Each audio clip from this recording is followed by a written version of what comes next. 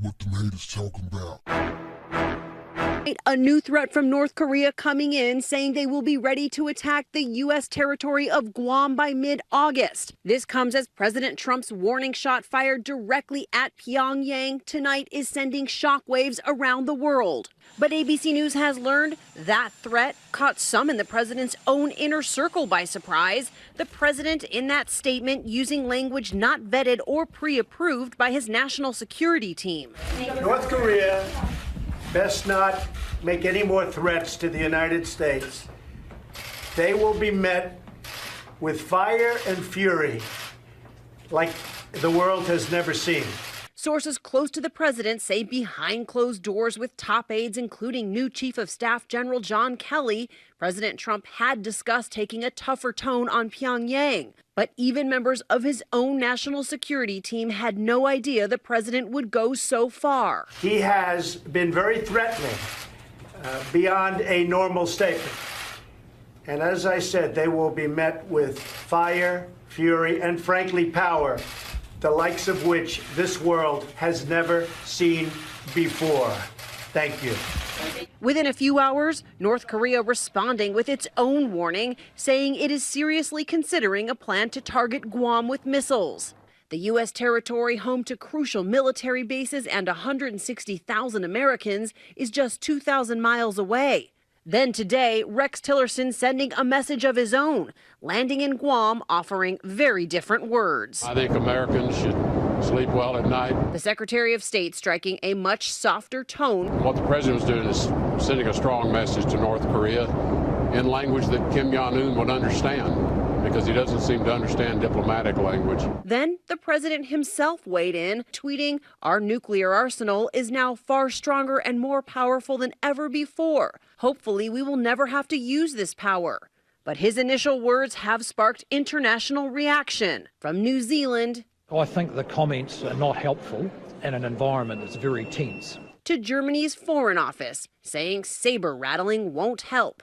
Even some in the president's own party calling his words dangerous. All it's going to do is bring us closer to some kind of serious confrontation. I think this is very, very, very serious. The great leaders that I've seen, they don't threaten unless they are ready to act. Yeah. And I'm not sure that President Trump is ready to act.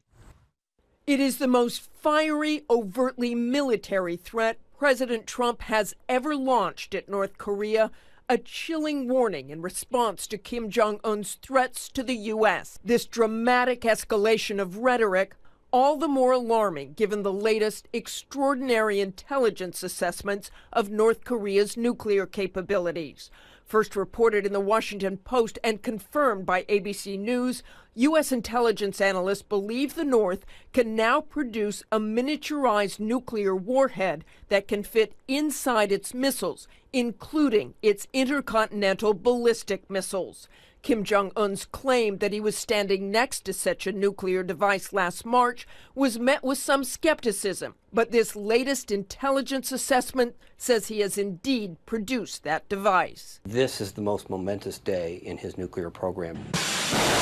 Just 2 weeks ago, Kim tested an ICBM into space, going higher and farther than ever before.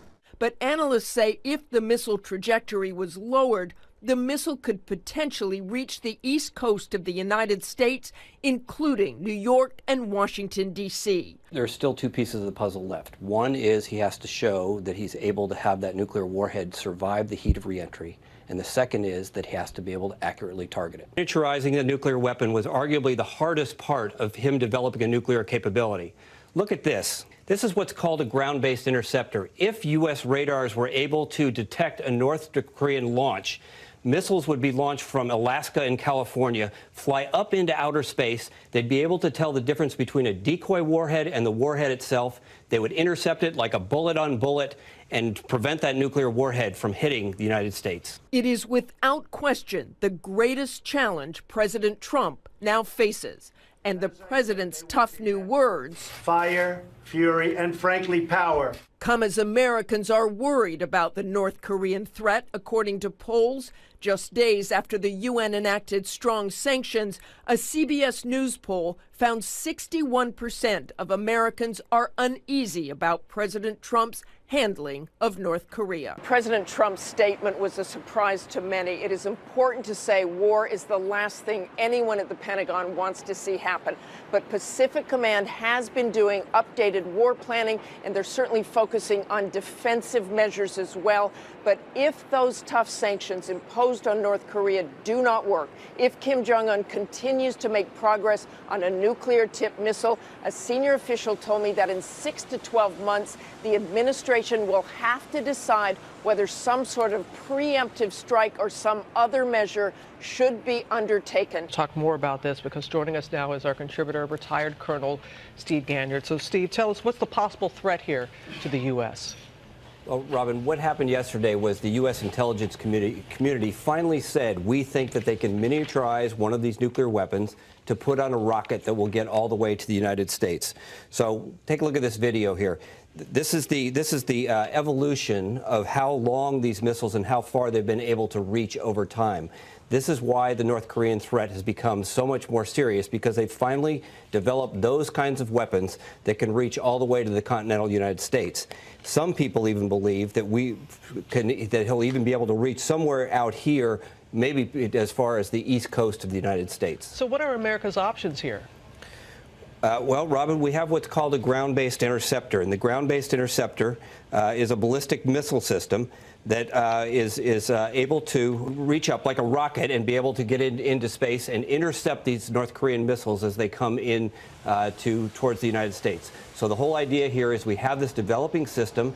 It's a technological marvel, but it's still only at a 50% rate of success. And so we need to continue to develop our defenses to protect the continental United States. Steve, you have also served in the State Department, so you know about the diplomatic side of things. And what is your take on the words, the language that President Trump has used with this? Robin, this is really the first kind of fiery rhetoric we've seen out of a U.S. president since really Harry Truman. And so the president has made the decision to make a direct video appeal to Kim Jong Un to make him understand what the U.S. response will be. The question now is, does this ramp up? Does the rhetoric continue to ramp up? Or do things begin to calm down? The next few days will be critical. All right, Steve, thank you.